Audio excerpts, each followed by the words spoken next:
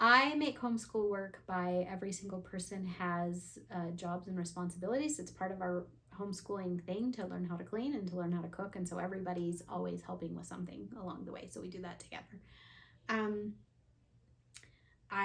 when I first started homeschooling, I didn't do the working out. I didn't take the time for some me time, and I started to kind of hate my kids and started to hate homeschooling. So I incorporated those things, which is easier when your kids are older, because my kids are old enough to be left home so that I can go for a run or do whatever I need to do. Every year is different than the year before. If something's not working, we dump it and we try something different. My kids are very different from one another, and so their school lists look different than each other's. They're also different ages, so we can have schooling going on in all 6 rooms of our house. Everybody doing different things at different times, using different curriculum, just whatever is best for them. They have a list. I've taught my children to be, or tried to teach my children to be, very self-reliant, and I'm never one who gives up.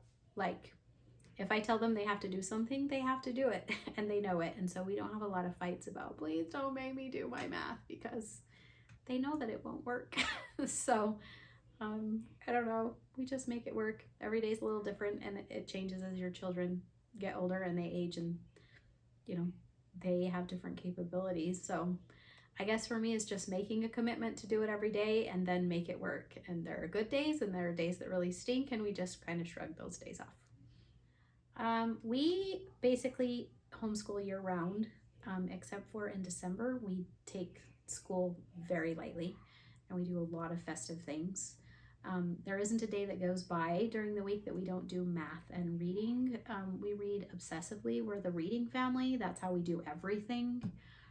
So there is a lot of reading.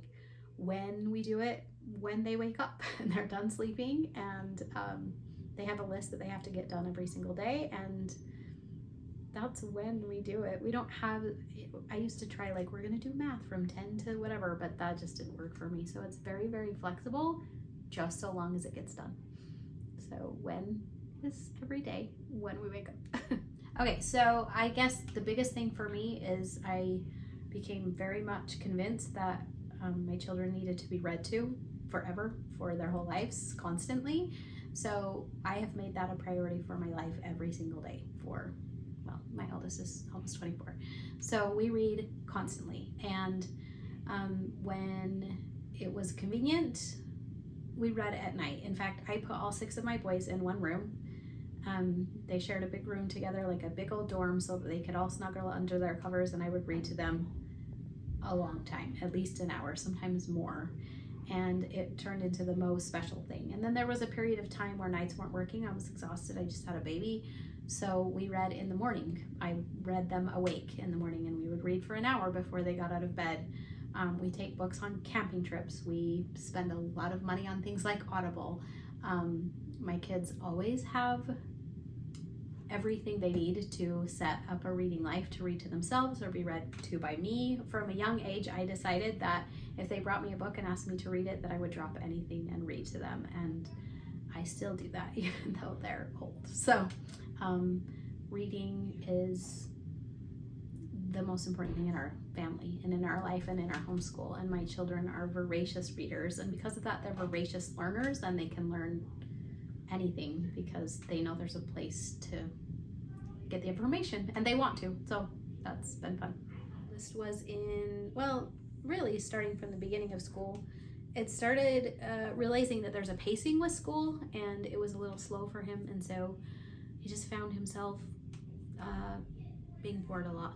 So there was that. And then my second kid, he was the exact opposite. School moved too fast, and so there were these kids that just really struggled with the pacing, and I saw them starting to hate learning. They didn't want to do it, and they felt either left behind or bored, and I didn't like either of those things. And my roommate presented it as an option, and so I started looking into it. I read A Thomas Jefferson Education, which kind of changed my life, and we decided to give it a try, like 14 years ago. So we've been doing a long time. Why do I still do it? I still have a whole bunch of kids that fit a different model than I think is what's normal.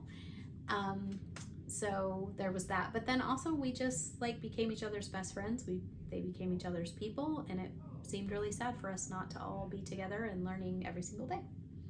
That's why we still do it.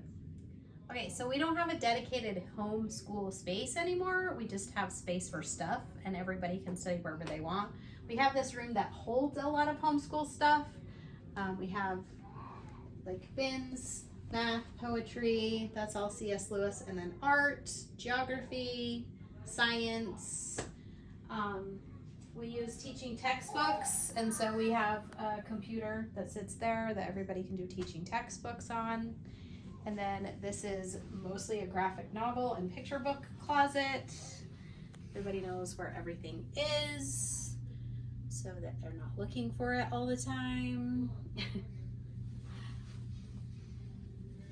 And then we have one thing that I really like that we use in our house is we have these facing out bookshelves over here. So whenever we're doing like a unit study or something, it'll be filled with whatever it is we're studying at the moment. So it's easy to see and it's all out. And then we have a very large library. We use that. Obviously, we do a lot of schooling on the couch. Everything's kind of a mess, but that's normal, so whatever. We have board games that we put up under here so that they can play. And then we use a caddy for craft supplies and art stuff so that it's always available and it's always messy, but the kids always know where to find things. So we used to have like a homeschool room with little desks and everything, but that stopped working and they were driving each other crazy. So we study everywhere, inside, outside, couches, under couches. My son Forrest loves to study in that closet in there. I don't know why, but he does. And we just try to keep things organized so we know where everything is and we're not always looking for it. Oh, there's one more thing that I would show you. Everybody has a little caddy with their names on it and the things that they are studying on. They have a clipboard that usually has a daily list on there for them.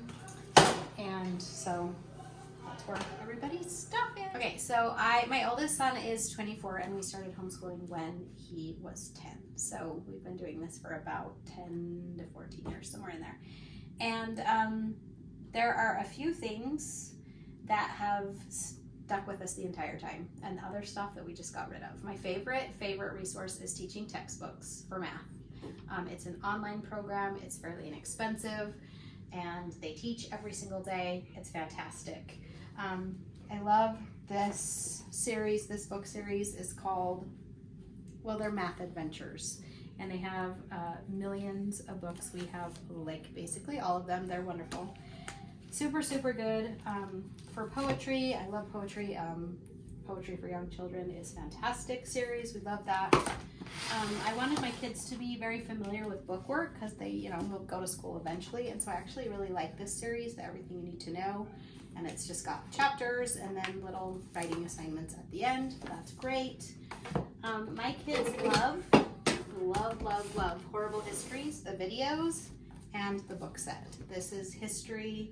They also have geography. Fairly inexpensive and a really good. We use lots and lots of art supplies. I love this series for art. Lawrence Anhalt is super, super good. That's a great one. We use that one all the time. And for Shakespeare, I love this series right here. It's Shakespeare's Children's Story. So what we do, like if we're doing Shakespeare, is the big kids do the real play and the little kids will do the smaller so that we're all studying the same thing at the same time. For spelling, I have had this book forever and it's the only one we really use. It's a natural speller and it's basically just a list of words that they all need to know. And we go through and make sure our kids know all of those, how to spell. And then my high school kids love the cartoon guide to whatevers. So these go over really well. My kids read them all the time and they remember stuff because they are graphic novel-y. So those are great. We love those too. And I think that's all. Okay, bye. For English, we just make sure that we write every single day. It depends on the kid and the age, but writing is every day. We've used journaling. A book that we really love is called Unjournaling. This is particularly awesome if you have boys. I have 6 boys. And it just has different little writing prompts, and they're kind of silly and they're very fun, and my kids love them. So we do that a lot. My high school kids have to write an essay every week. So they start on Monday and it has to be polished and final and printed by Friday. So that's my high school kids. And then I love the thinking toolbox for teaching reasoning. It's super fun, and I think reasoning is really important. So we use this series. It's very good. Okay, one of the things that has been really, really successful at our house is using some of our MyTech money to pay for book subscription boxes. I particularly love Owl Crate Jr., which it basically like comes with a book and then little things that kind of tie to the book every month. It's very fun. This is one that we have, it's called Once Upon a Book Club, and this would be for older kids. There is a young adult one. This one's actually an adult one. This is a mystery book.